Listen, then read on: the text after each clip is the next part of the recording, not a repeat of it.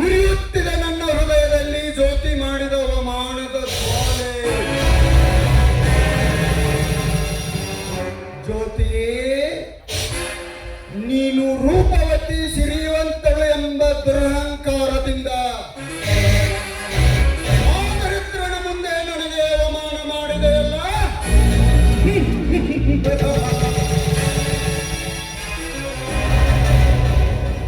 ನೋಡುತ್ತಿರು ಜ್ಯೋತಿ, ನನಗಾದ ಅವಮಾನದ ಜ್ವಾಲೆಯನ್ನು ಒಂದಿಲ್ಲ ಒಂದು ದಿನ ನನಗಾದ ಅವಮಾನದ ಸೇಡನ್ನು ಒಂದಿಲ್ಲ ಒಂದು ದಿನ ತೀರಿಸಿಕೊಳ್ಳದಿದ್ದರೆ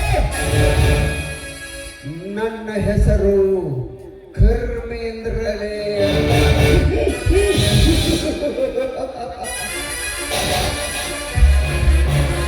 ಈ ವಿಷ ಸರ್ಪನ ಕೆಣಕಿದ ಮೇಲೆ ಕಚ್ಚದೆ ಬಿಡುವುದಿಲ್ಲ.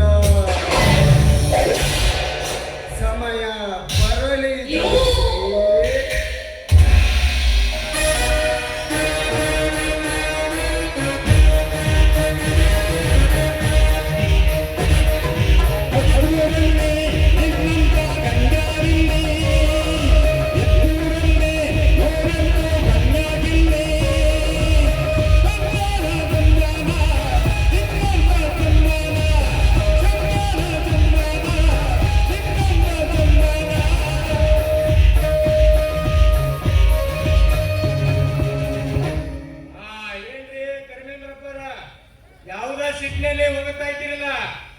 ತಿಪ್ಪ, ನಿಮ್ಮ ಸೌಕರ್ಯ ಮಗಳು ಜ್ಯೋತಿ ಮಾಡಿದ ಅವಮಾನದ ಸೇಡನ್ನು ತೀರಿಸಿಕೊಳ್ಳಲು ಹೋಗುತ್ತಿದ್ದೇನೆ.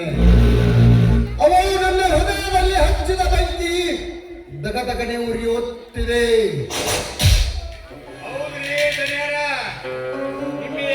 ಬೆಂಕಿ ಬೀಳಾಗೆ ಮಾಡ್ತತಿ. ನೀವು ನೋಡ್ರೆ ಪ್ರೀತಿಯಿಂದ ಆ ಜ್ಯೋತಿ ಅಮ್ಮಗ 5 ತೊಲಿ ನೆಕ್ಲೆಸ್ ತಂದು ಕೊಡ್ಬೇಕಂತ ಕೊಟ್ರಿ. ಆದ್ರೆ ಏನ್ ಮಾಡೋದು, ಅಕ್ಕಿ ತಿರಸ್ಕರಿಸಿದ್ರ. ಮುಂದೆ ಅದಾಗಿ ಡಾಕ್ಟರ್ ವೀರೇಂದ್ರ ಅವರು ಒಂದು ಚೀಟಿಯನ್ನು ತಂದು ಕೊಟ್ರೆ, ಅದನ್ನು ಓದಿ ಐ ಲವ್ ಯು ಅಂತ ಹೇಳಿದ್ರು. ಏನ್ ಮಾಡುದ್ರಿ ಧನ್ಯಾರ? ನಾವೊಂದು ಉಪಾಯ ಹೇಳ್ತೀನಿ ಕೇಳ್ರಿ ನಿಮ್ಗ.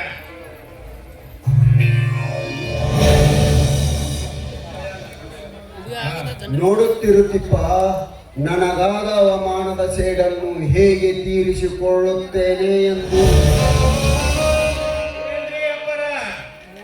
ನೀವು ಹಾಗೆ ಒಮ್ಮೆ ಸಿಟ್ಟಿಲಿ ಅಲ್ಲಿ ಸೇಡ್ ತೀರಿಸ್ಕೊಳಕ್ ಹೋದ್ರ ಆ ಜ್ಯೋತಿ ಅಮ್ಮನು ಸಿಗುದಿಲ್ಲ, ಮತ್ತ ಅವ್ರ ಆಸ್ತಿನೂ ಸಿಗುದಿಲ್ಲ. ನಮಗೊಂದು ಏನಾರ ಒಂದು 5 ರೂಪಾಯಿ ಕೊಟ್ರೆ ನಿಮಗೊಂದು ಐಡಿಯಾ ಹೇಳ್ತೀನಿ ನೋಡ್ರಿ. ಶುರು ಮಾಡಿದೆನಪ್ಪ ನಿನ್ನ ಹಳೆ ರಗಣ. ಹೌದು ನೋಡ್ರಿ ಕರ್ಮೇಂದ್ರ ಅವ್ರೆ, ತೆಗೆದುಕೋ, ಹೇಳು, ಅದೇನು ನಿನ್ನ ಐಡಿಯಾ? ನೋಡ್ರಿ ಕರ್ಮೇಂದ್ರ ಅವ್ರೆ, ಹೆಂಗಾದ್ರು ನಿಮ್ಮ ಮಾವಾರು ನಮಗ ನಿಮ್ ಮಗಳು ಕೊಡ್ಬೇಕಂತ ಹೇಳಿದ್ರ. ಹೆಂಗಾದ್ರು ನಿಮ್ಮ ಮಾವಾರು ನಿಮ್ ಕೈಯಾಗ ಅದಾರ. ನೀವು ಅಕ್ಕಿಗೆ ದ್ವೇಷದಿಂದ ಏನು ಅನ್ನಕ್ ಹೋಗ್ಬೇಡ್ರಿ, ಮತ್ತ ಪ್ರೀತಿಯಿಂದ ಆಕಿನ ನಿಮ್ ಬಲೆಯಾಗ ಹಾಕೋರಿ. ನೋಡ್ರಿ, ಮತ್ತ ದ್ವೇಷದಿಂದ ಏನಾರ ಮಾಡಕ್ ಹೋದ್ರ ನಿಮ್ಮ ಕೈಯಾಗ ಆಸ್ತಿನೂ ತಪ್ಪುದಿಲ್ಲ, ಮತ್ತ ಮೇಲಾಗೆ ನಿಮಗ ಒಂದು ಕೈಯಾಗ ನಿಮಗೊಂದು ಕೋಲು ಬರುತ್ತ, ಒಂದು ತಾಟ ಬರುತ್ತ. ನೋಡ್ರಿ, ವಿಚಾರ ಮಾಡ್ರಿ. ಹೌದು ತಿಪ್ಪ, ನೀನು ಹೇಳಿದ ಹಾಗೆ ನಾನು ದ್ವೇಷದಿಂದ ವರ್ತಿಸಿದರೆ ನನ್ನ ಯಾವ ಕಾರ್ಯವೂ ಸಾಧಿಸಲಾರದು. ಇಂದ ಪ್ರಾರಂಭಿಸುವೆ ಜ್ಯೋತಿಯೊಂದಿಗೆ ಕೃತಕ ಪ್ರೇಮದ ನಾಟಕವನ್ನು.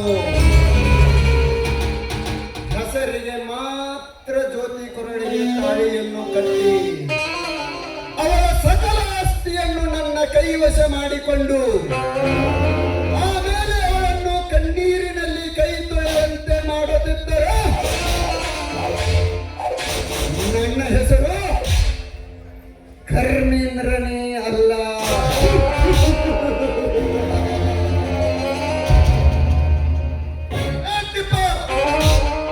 ಏನ್ರಿ ಅಪ್ಪ, ಆ ದರಿದ್ರ ನಮಗ ವೀರೇಂದ್ರ ಇತ್ತ ಕಡೆಗೆ ಬರುತ್ತಿದ್ದಾನೆ. ಅವನನ್ನು ರಮಿಸಿ ಅವನ ತಲೆಯಲ್ಲಿ ಇಲ್ಲ ಸಲ್ಲದ ವಿಷಬೀಜವನ್ನು ಬಿತ್ತು ಅವನು ನಾವು ಹೇಳಿದಂತೆ ಕೇಳುವಂತೆ ಮಾಡು. ಅವನ ಹೃದಯದಲ್ಲಿ ತುಂಬಿಕೊಂಡಿರುವ ಜ್ಯೋತಿಯನ್ನು ಅಲ್ಲಿಂದ ಕಿತ್ತು ಹಾಕುವಂತೆ ಮಾಡು. ಅವನು ಮತ್ತೆಂದು ಜ್ಯೋತಿಯನ್ನು ನಂಬಬಾರದು. ಹಾಗೆ ಅವನ ಕೈಯಿಂದ ಒಂದು ಲೆಟರ್ ಅನ್ನು ಬರೆಸು. ಆ ಲೆಟರ್ನಿಂದ ಜ್ಯೋತಿಯ ತಲೆ ಕಟ್ಟು. ಜ್ಯೋತಿ ಮತ್ತೆಂದು ಆ ದರಿದ್ರ ವೀರೇಂದ್ರನನ್ನು ತಿರುಗಿ ನೋಡಿದ ಹಾಗೆ ಮಾಡಿದಾಗಲೇ ನನ್ನ ಮನಸ್ಸಿಗೆ ಶಾಂತಿ.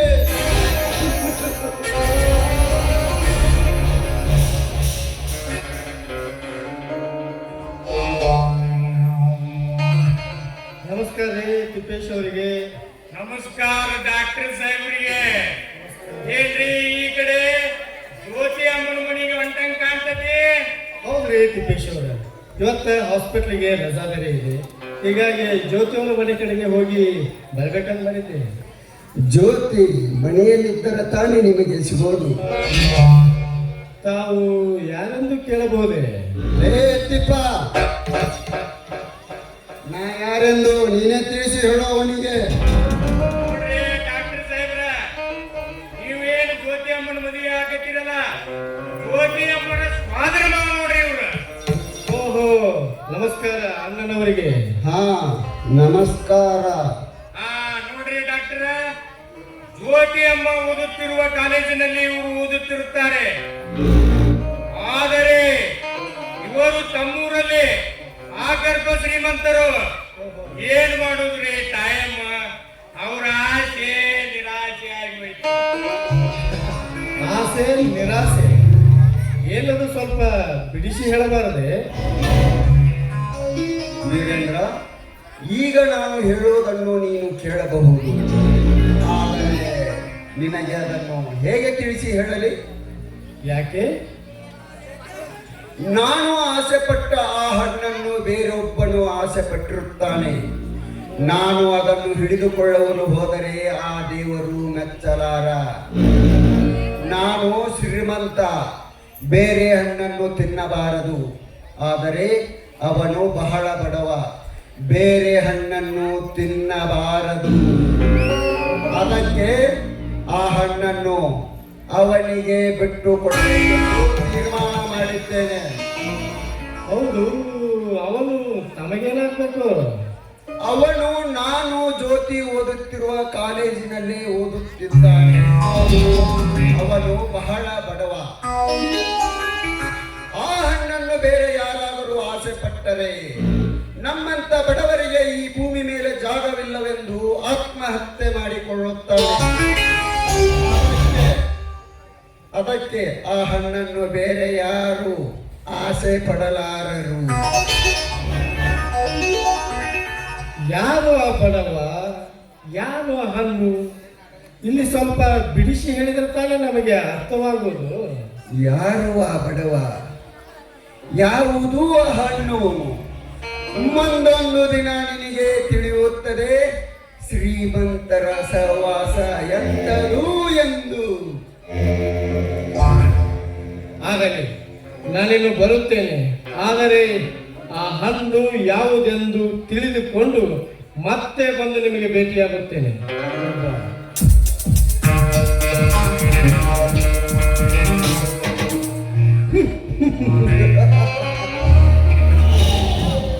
ನೋಡುವ ಏನೋ ತಿಪ್ಪ, ಬೇಟೆಗಾರ ಬೇಟೆಯಾಡಲು ಕಾಡಿಗೆ ಬಂದರೆ ಬೇಟೆಗಾರನ ಕಣ್ತಪ್ಪಿಸಿ ಆಕಾಶಕ್ಕೆ ಹಾರುವುದರೊಳಗಾಗಿ ಹಾರುವ ಹಕ್ಕಿಯ ರೆಕ್ಕೆಯನ್ನು ಸುಟ್ಟು ಹಸಿದಿರುವ ನನ್ನ ಹೊಟ್ಟೆಯನ್ನು ತುಂಬಿಸಿಕೊಳ್ಳದಿದ್ದರೆ this is ಕರ್ಮೇಂದ್ರನೇ ಅಲ್ಲ.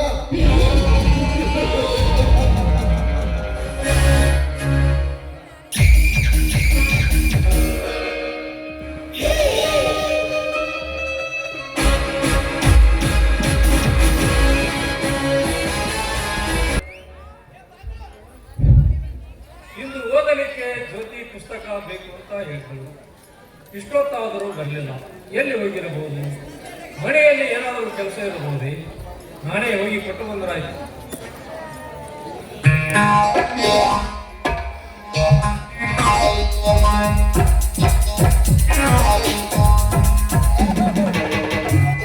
ಶಂಕರ್, ಏನೋ ಅವಸರದಲ್ಲಿ ಬರ್ತಿದೆ. ಇಷ್ಟೊತ್ತಾದರೂ ನೀವು ಬರಲಿಲ್ಲ. ಓದಲಿಕ್ಕೆ ಪುಸ್ತಕ ಬೇಕು ಅಂತ ಕೇಳಿದ್ರಲ್ಲ, ಅದಕ್ಕೆ ತುಂಬಾ ಲೇಟ್ ಆಯ್ತು. ಯಾಕೆ? ಮನೆಯಲ್ಲಿ ಎಲ್ಲ ಕೆಲಸನ ನಾಳೆ ಮಾಡಬೇಕು. ಮುಗಿಸ್ಕೊಂಡು ಬರುವಷ್ಟರಲ್ಲಿ ಲೇಟ್ ಆಯ್ತು. ಸಾರಿ ಶಂಕರ್. ಸಾರಿ ಕೇಳುವಂತ ತಪ್ಪು ನೀವೇನು ಮಾಡಿದ್ದೀರಿ? ಮುಂದೆ ಯಾದರೂ ಮಾಡುವುದಿಲ್ಲ. ತಪ್ಪು ಮಾಡಿದ್ರು ಸಹಜ, ಆದ್ರೆ ಅದೇ ತಪ್ಪನ್ನ ತಿದ್ದಿಕೊಂಡೋನೆ ಜಾಗ. ಹಾ ಶಂಕರ್, ನಾನು ನಿಮಗೊಂದು ಮುಖ್ಯವಾದ ವಿಷಯ ಹೇಳೋದನ್ನು ಮಾಡ್ತಿದ್ದೆ. ಏನು ಜ್ಯೋತಿ, ಅದೇನು ಮುಖ್ಯವಾದ ವಿಷಯ? ಶಂಕರ್, ಇನ್ನು 4-5 ದಿನಗಳಲ್ಲಿ ನನ್ನ ಎಂಗೇಜ್ಮೆಂಟ್. 1 ವಾರ ನಾನು ಕಾಲೇಜಿಗೆ ಬರೋದಿಲ್ಲ. Best of luck Jyothi.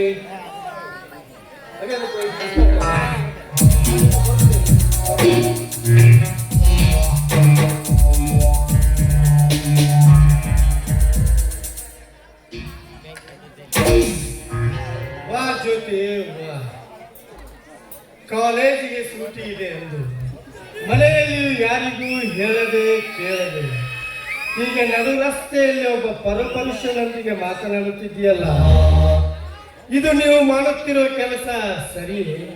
Stop mister Virendra. ಇಂಥ ಹೊಲಸು ಕೆಲಸಗಳನ್ನ ನಾನೆಂದು ಸಹಿಸಲಾರೆ ಜ್ಯೋತಿ, ನಾನೆಂದು ಸಹಿಸಲಾರೆ. ಸಹಿಸ್ತಿದ್ರು ಪರವಾಗಿಲ್ಲ. Stop mister Virendra. ನಾನೇನು ಅಂತ ತಪ್ಪು ಮಾಡಿದೆ? ತಪ್ಪು ಮಾಡೋದಷ್ಟೇ ಅಲ್ಲ ಜ್ಯೋತಿ, ನೀವು ನಂಬಿದವರ ಕತ್ತು ಕೊಯ್ದು ಆಕಾಶದಲ್ಲಿ ಹಾರಾಡಬೇಕೆಂಬ ಆಸೆ ನಿಮ್ಮದು. ಮದುವೆಯಾಗುವುದು ಮತ್ತೊಬ್ಬನ ಜೊತೆ, ಅದಕ್ಕೂ ಮೊದಲು ಪ್ರೇಮಿಸುವುದು ಇನ್ನೊಬ್ಬನ ಜೊತೆ. ಹೀಗೆ ಹಾರುತ್ತಾ ನಿಮ್ಮನ್ನು ನಂಬಿದವರ ಕತ್ತು ಕೊಯ್ಯುವ ಕಿರಾತಕರು ನೀವು, ಕಿರಾತಕರು. ಇಂಥ ಕೆಲಸಗಳನ್ನು ನಾನು ಒಪ್ಪೆನು ಜ್ಯೋತಿ, ಒಪ್ಪೆನು. ಆದರೆ ನೀನೊಂದು ಯೋಚನೆ ಮಾಡಿದ್ದೀಯ. ಈಗ ನಿನ್ನನ್ನು ಪ್ರೀತಿಸುತ್ತವನ ಬಾವು ಏನಾದಿತ್ತು ಎಂಬುದನ್ನು ಯೋಚನೆ ಮಾಡಿದ್ದೀಯ ಜ್ಯೋತಿ. ಇರಲಿ, ಮುಂದೆ ನಿನ್ನನ್ನು ಪ್ರೀತಿಸಿದವನ ಜೊತೆ ಮದುವೆಯಾಗಲು ನೀನು ಪ್ರಯತ್ನ ಪಡು ಜ್ಯೋತಿ, ಪ್ರಯತ್ನ ಪಡು. ನಾನಿನ್ನು ಬರುತ್ತೇನೆ.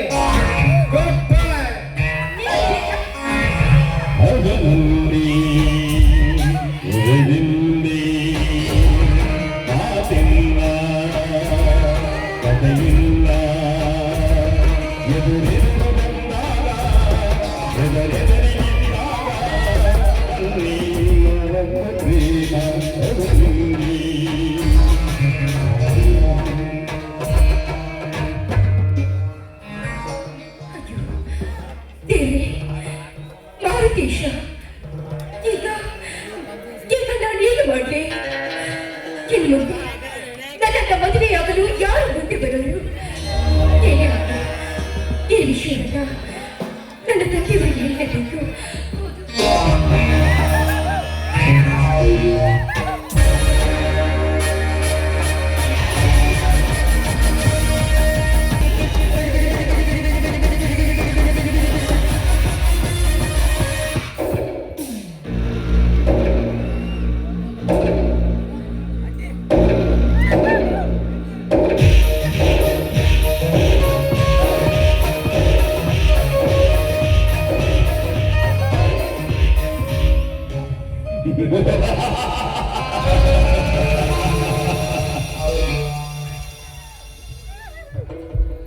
ನನ್ನ ಕೈಯಲ್ಲಿ ವಿದ್ಯೆ ಕಲಿತು ನನ್ನ ವ್ಯವಹಾರದಲ್ಲಿ ಮುಂದುವರಿಯುತ್ತಿರುವ ಕರ್ಮೇಂದ್ರ, ಮುಂದೆ ಒಂದು ದಿನ ನನಗೆ ಕೈ ಕೊಡಬಹುದು.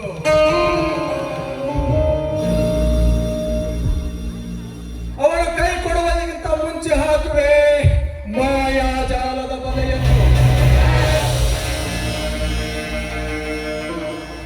ಅಂದರೆ ಅವಳು ನನ್ನ ಇಚ್ಛೆಯಂತೆ ನಡೆಯಬೇಕಾದರೆ ನನ್ನ ಸರ್ವ ಆಸ್ತಿಯನ್ನು ನಿನಗೆ ಹಚ್ಚುವೆನೆಂದು ನನಗೆ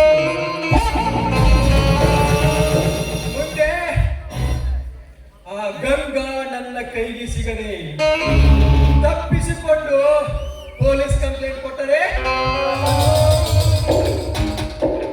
ಆಗ ಈ ಕರ್ಮೇಂದ್ರನನ್ನು ಅವರ ಕೈಲಿ ಹಿಡಿದುಕೊಟ್ಟು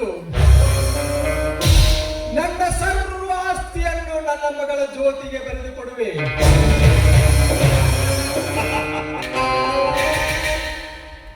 ಆಗ ಗೊತ್ತಾಗುತ್ತದೆ ಈ ಧರ್ಮೇಂದ್ರನ ಧರ್ಮದ ಫಲ ಎಂತದ್ದು.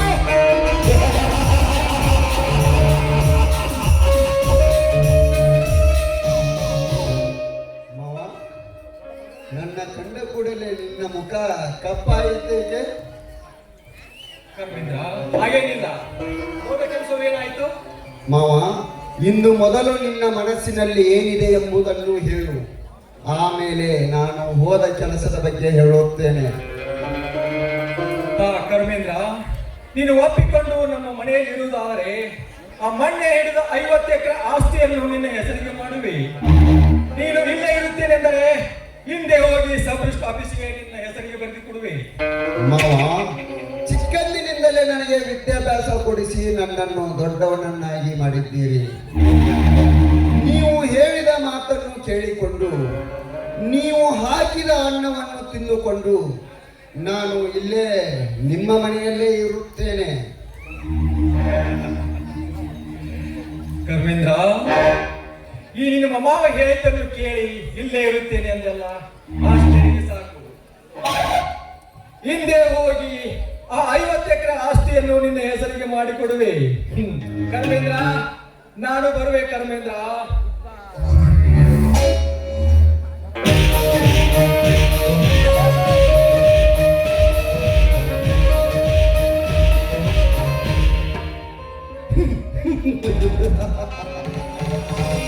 ಹೋಗು ಮದಿಯ, ಹೋಗು. ನೀನು ತಿಳಿದುಕೊಂಡಿರುವ ಹಾಗೆ ನಿನ್ನ 50 ಎಕರೆಗೆ ಆಸ್ತಿ ಪಟ್ಟು ಇಲ್ಲಿಯವರೆಗೆ ನಾನು ನಿನ್ನ ಮನೆಯಲ್ಲಿ ಉಳಿದಿಲ್ಲ. ನಿನ್ನ ಪ್ರೀತಿಯ ಜಾನಮರಿ ಜ್ಯೋತಿಯನ್ನು ನಾನು ಮದುವೆ ಮಾಡಿಕೊಂಡು ನಿನ್ನ ಸಕಲ ಆಸ್ತಿಗೆ ನಾನೇ ಒಡೆಯನಾಗಿ ನಾನು ಹಾಕಿದ ಅನ್ನವನ್ನು ನೀನು ತಿಂದುಕೊಂಡು ನಾನು ಹೇಳಿದಂತೆ ಕೇಳುವಂತೆ ಮಾಡಿಕೊಂಡು ಪಕ್ಕ ಬಲಿತ ಪಾರಿವಾಳದಂತಿರುವ ನಿನ್ನ ಮಗಳು ಜ್ಯೋತಿಯನ್ನು ಸದ್ದಿಲ್ಲದೆ ನನ್ನ ಪ್ರೇಮದ ಪಂಜರದಲ್ಲಿ ಎಳೆದುಕೊಂಡು ಬೆಂಕಿಯ ಕಿಡಿಯಂತೆ ಬರುತ್ತಿರುವೆ ಧರ್ಮೇಂದ್ರ. ಈ ಕರ್ಮೇಂದ್ರ ಆಟ ನಿನಗಿನ್ನೂ ತಿಳಿದಿಲ್ಲ.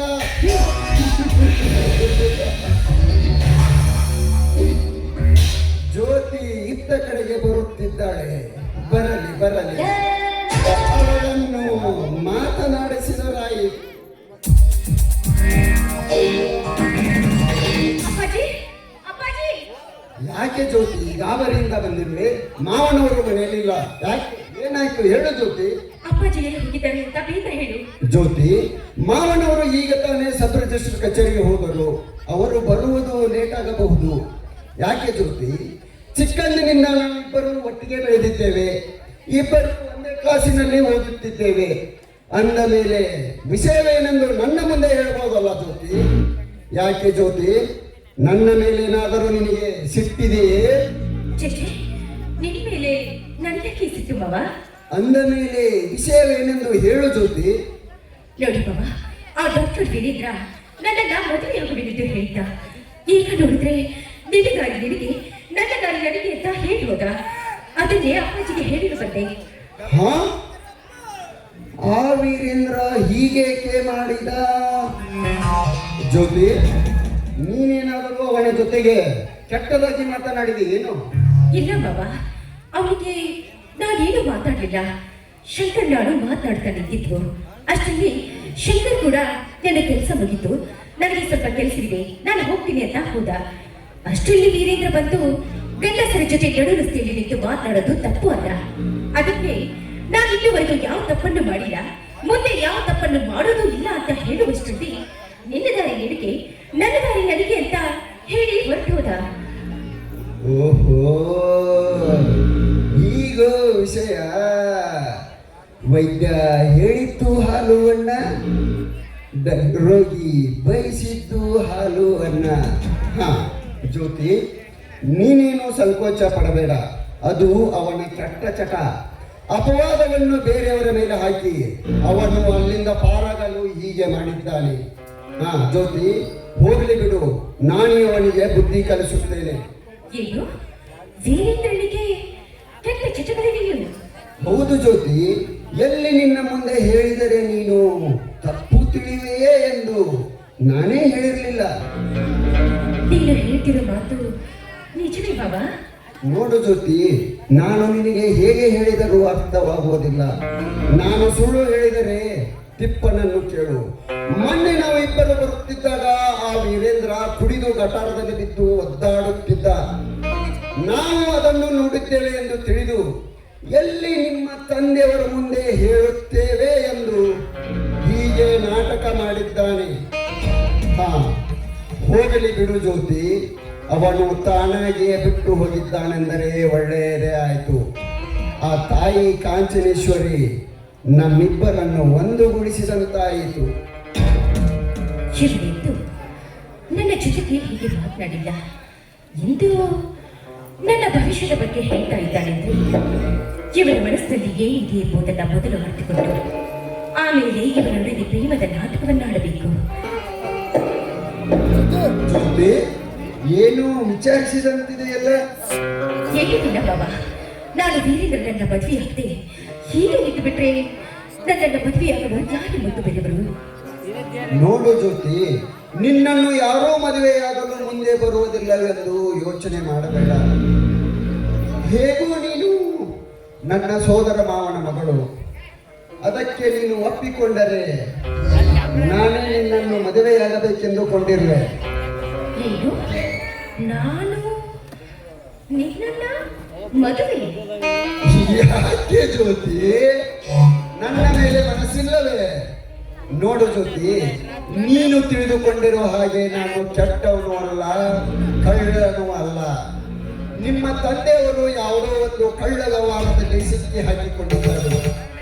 ನಿಮ್ಮ ತಂದೆಯವರ ಮರ್ಯಾದೆ ಉಳಿಸುವುದಕ್ಕೋಸ್ಕರ ಆ ಕಳ್ಳ ವ್ಯವಹಾರವನ್ನು ನನ್ನ ಮೇಲೆ ಹಾಕಿಕೊಳ್ಳಬೇಕಾಯಿತು ಅಷ್ಟೇ. ಇಲ್ಲದಿದ್ದರೆ ನೀನು ನಿನ್ನ ತಂದೆಯನ್ನು ನೋಡದ ಹಾಗೆ ಆಗುತ್ತಿತ್ತು. ಹಾ ಜ್ಯೋತಿ, ನಿನ್ನ ಮದುವೆ ಬಗ್ಗೆ ವಿಚಾರ ಮಾಡು. ಬಾಬಾ, ನೀನು ದಿನ ಹೃದಯದಿಂದ ಆಸೆಯಿಂದ ಮೊದಲೇ ನನಗೆ ತಿಳಿಸಿದ್ರೆ ನಾನು ಅವನನ್ನ ಮದುವೆಯಾಗಲು ಹೋಗ್ತಾನೆ ಇರಲಿಲ್ಲ.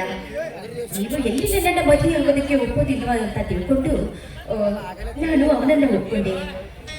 ಜ್ಯೋತಿ, ಅರಿಯದ ನಿನ್ನ ಪ್ರೀತಿ, ಮರೆಯದ ನಿನ್ನ ನೆನಪು, ಉರಿಯುತ್ತಿರುವ ಈ ಜ್ಯೋತಿ ಮುಂದೆ ಏನೆಂದು ಹೇಳಲಿ ಜ್ಯೋತಿ? ಜ್ಯೋತಿ, ನೀನು ನನ್ನನ್ನು ಮದುವೆಯಾಗಲು ಒಪ್ಪಿದಂತಾಯಿತು. ನಾನು ನಿನ್ನ ಮನಸ್ಸನ್ನ ನೋಯಿಸಲಿ ಬಾಬಾ. ಅಂದ ಮೇಲೆ ನಿನ್ನ ಮನಸ್ಸು ನನ್ನ ಮೇಲೆ ಇದೆ ಎಂದಾಯಿತು. ನಾನು ನಿನ್ನನ್ನ ಪ್ರೇಮಿಸ್ತೀನಿ. ಐ ಲವ್ ಯು ಬಾಬಾ, I love you. I love you ಜ್ಯೋತಿ.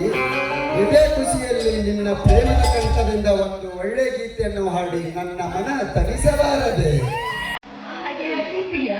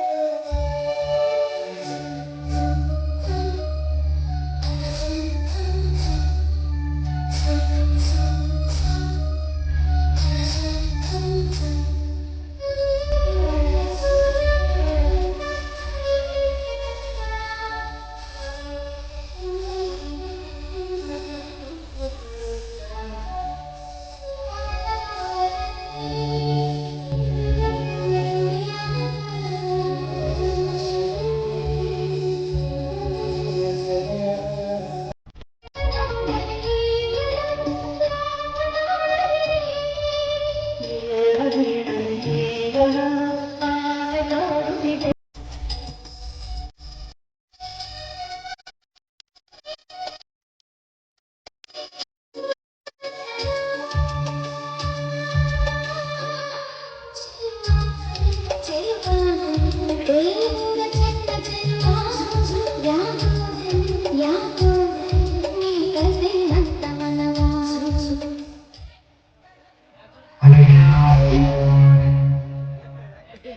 ಹಾ, ನಾನು ನನ್ನ ಗೆಳತಿ ರೆಡ್ಗಳ ಮನೆಗೆ ಹೋಗಿ ಬರ್ತೀನಿ ಟಾಟಾ.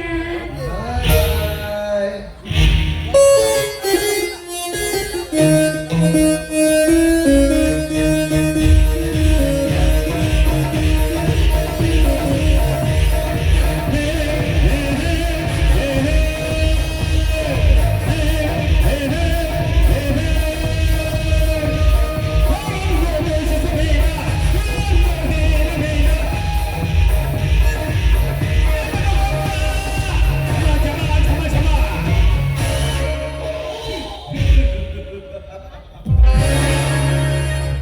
ಹೋಗು ಎಣ್ಣೆ ಹೋಗು, ನನ್ನ ಬಣ್ಣದ ಮಾತುಗಳಿಗೆ ಮರುಳಾಗಿ ನಿನ್ನ ಮಂಗನಂತಾದ ಎಲ್ಲ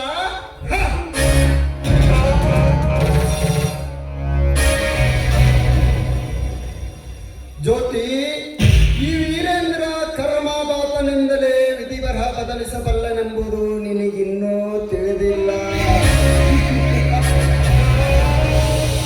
ಜ್ಯೋತಿ, ನಿನ್ನನ್ನು ಮದುವೆಯಾಗಿ ನನಗೆ ಬೇಕಾದಾಗಲೆಲ್ಲ ಉಪಯೋಗಿಸಿಕೊಂಡು ಬಾಳೆಹಣ್ಣು ತಿಂದ ನಂತರ ಸಿಪ್ಪೆಯನ್ನು ಬಿಸಾಕುವ ಹಾಗೆ ಬಿಸಾಕದಿದ್ದರೆ ನನ್ನ ಹೆಸರು ಕರ್ಮೇಂದ್ರನೇ ಅಲ್ಲ. ಪ್ರೇಮಿಸುತ್ತಾ ಬಂದ ಈ ಕರ್ಮೇಂದ್ರನಿಗಿಂತ ಇನ್ನೂ ತಾಯಿ ಕಟ್ಟದೆ ಇರುವ ಆ ವೀರೇಂದ್ರನನ್ನು ಹೃದಯದಲ್ಲಿಟ್ಟು ಪೂಜಿಸುತ್ತಿರುವೆಯಲ್ಲ. ಪೂಜಿಸು ಪೂಜಿಸು. ಈ ಕರ್ಮೇಂದ್ರ ಕಾರಸ್ಥಾನದ ಕಟ್ಟಡಗಳನ್ನು ಕಟ್ಟಿಸುವ ನನಗೆ ಮತ್ತೊಂದು ಮಾರ್ಗವನ್ನು ತೋರಿಸಿದಂತಾಯಿತು.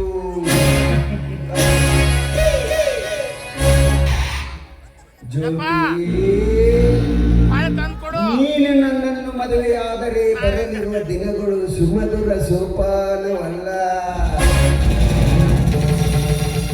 ನಮ್ಮಿಬ್ಬರ ದಾಂಪತ್ಯ ಜೀವನಕ್ಕೆ ಹಾಡುವೆ ನಾ ಅಂತ್ಯವನ್ನು.